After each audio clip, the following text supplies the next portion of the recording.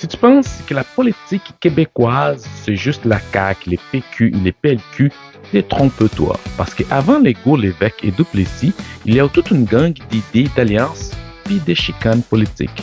Voici une petite histoire exprès des partis politiques du Québec. On commence avec le plus vieux, le Parti libéral du Québec. Fondé à la fin du 19e siècle, un parti fédéraliste, centriste, pro-économie, pro-business, c'est le parti du progrès social, de la révolution tranquille, du fameux maître chez nous.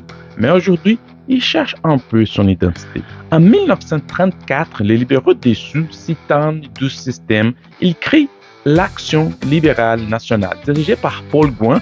Leur vision, un Québec plus social, plus autonome, plus fier. Mais attention, ça ne dure pas longtemps. Parce que l'année suivante, il s'allie aux conservateurs. Et là naît l'Union nationale, dirigée par Maurice Duplessis, le fameux chef.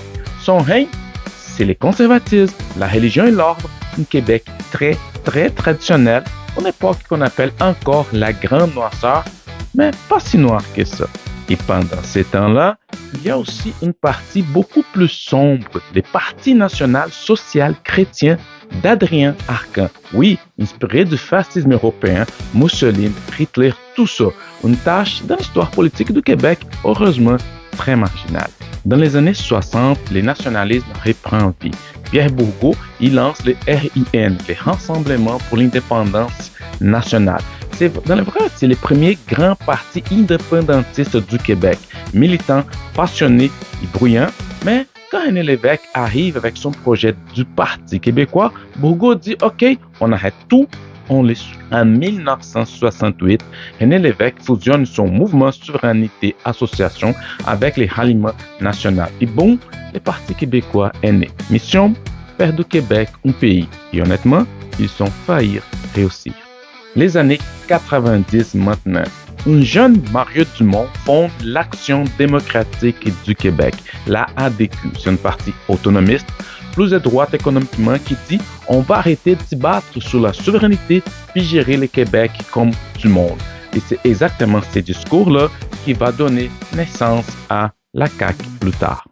2006, on va complètement à gauche. Deux mouvements, Option citoyen et l'Union des forces progressistes, fusionnent pour créer Québec solidaire, un parti féministe, écologiste, indépendantiste et très militant. Leur force, c'est la rue, leur style, c'est l'action sociale.